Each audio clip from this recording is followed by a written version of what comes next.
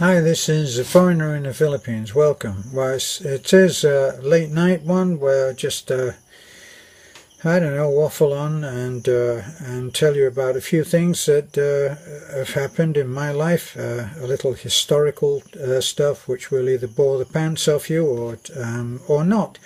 Well, I spent my early years up to 15 years old in Manchester, and Manchester is in the north of England and has its own kind of accent.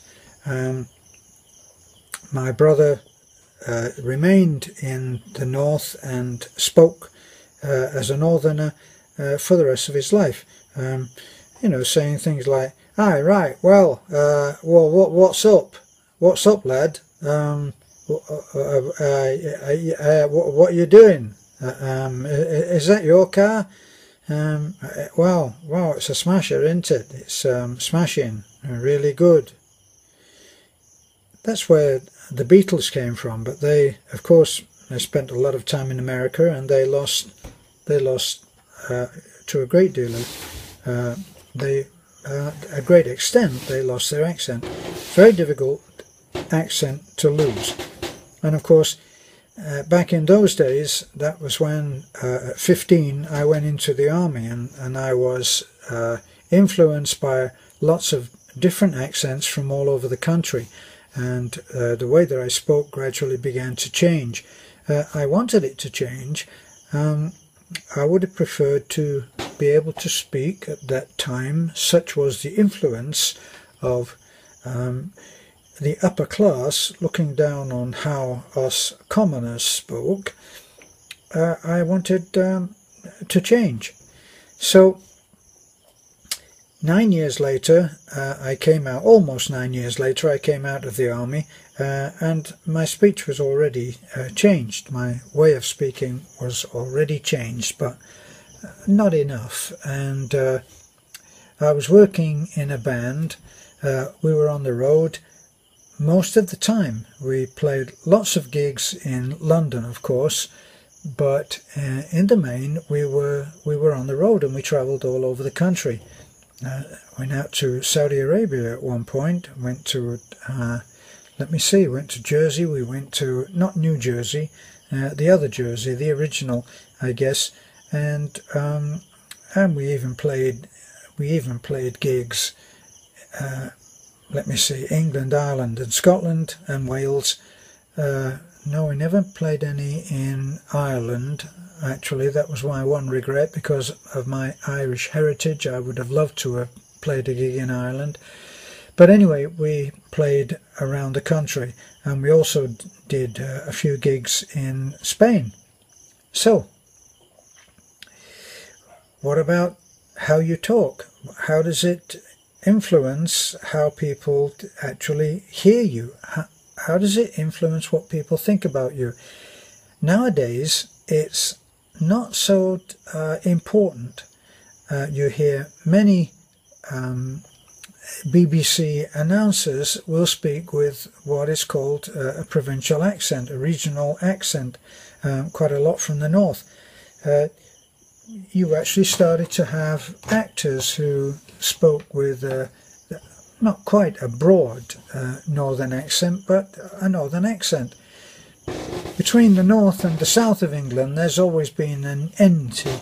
The northerner, the average northerner, would think of someone who is, to a northerner, everybody who comes from the south of England is a Cockney, which of course is not quite true, because the traditional way of looking at a Cockney is someone who is born within the sound of the Bow Bells. And I think that that's something to do with bells in Westminster. It might even be Big Ben, I'm not quite sure. A lot of people, incidentally, think that Big Ben is that tower, and it's not. I think Big Ben is the bell inside the tower. Once again, it's going from a very, very unreliable memory, so don't quote me on that, okay? But anyway, the average northerner doesn't think too highly of the average southerner, and the average southerner guess what? Doesn't think very highly of the of the average northerner. So there I am in the north, and I'm in the south, coming from the north, and I'm working in a band. And of course, the way that I speak, even though it's changed, it wasn't quite enough for me. So I decided that I would go to a voice coach and get some lessons. Well, back then, whether they call it this now, but back then they called it elocution lessons.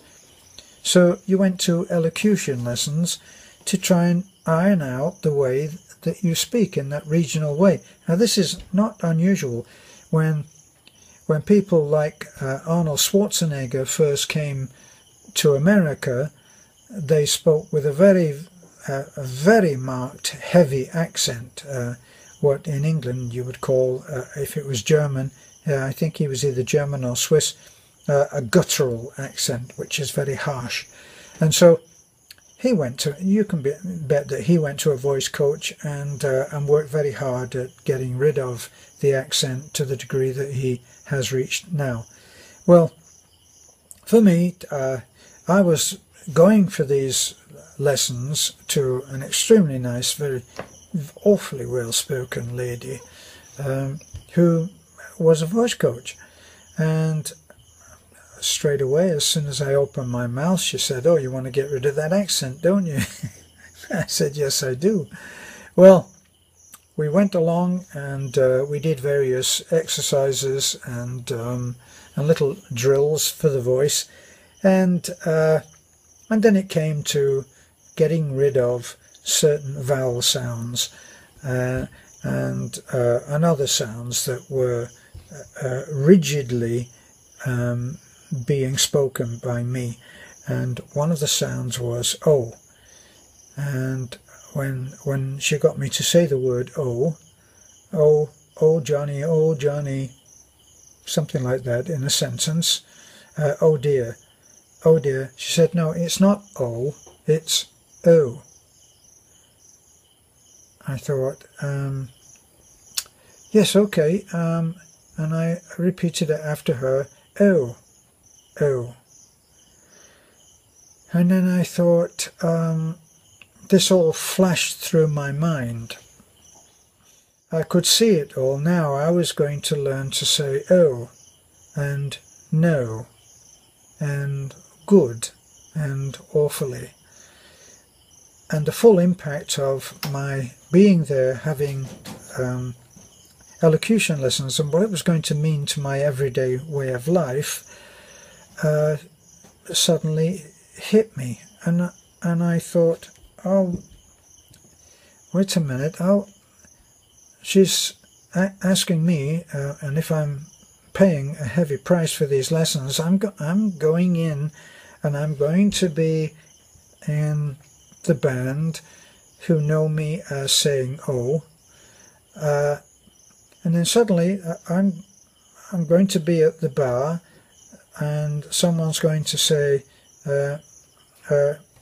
"Kel, would you like a drink?" And she wants me to say, "Oh, no, thank you." I mean, they'd have heard the laughter from Manchester to London. I thought, I can't do this, and I said, oh, no, thank you. I can't do this."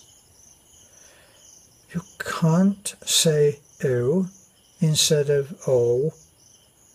And I said, "No, I'm sorry, I can't do that." And the lessons ended right there, obviously, because she was going to say to me, "Now, Terence, say, oh no, oh low. I'm walking on a low road. It's awfully low. It's awfully good. My voice is low." And I said, "I can't, I can't do it.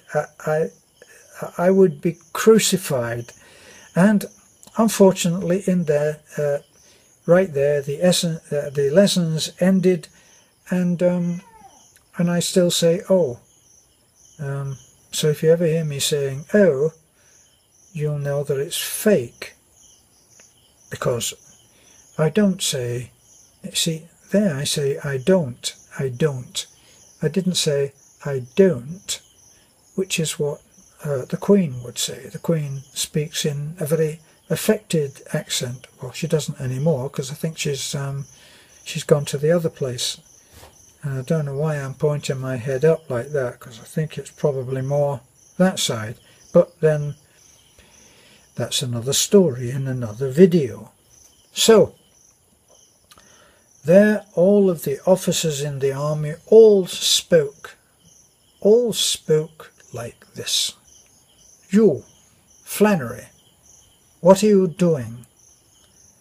And then there were those other people, those other guys who had perfected the English accent and were not English, but they had this a gentleman, the English gentleman sound.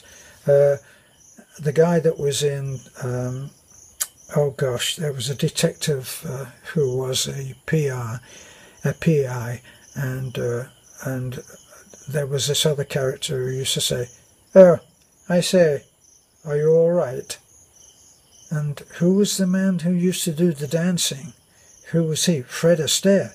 I don't think that he was English.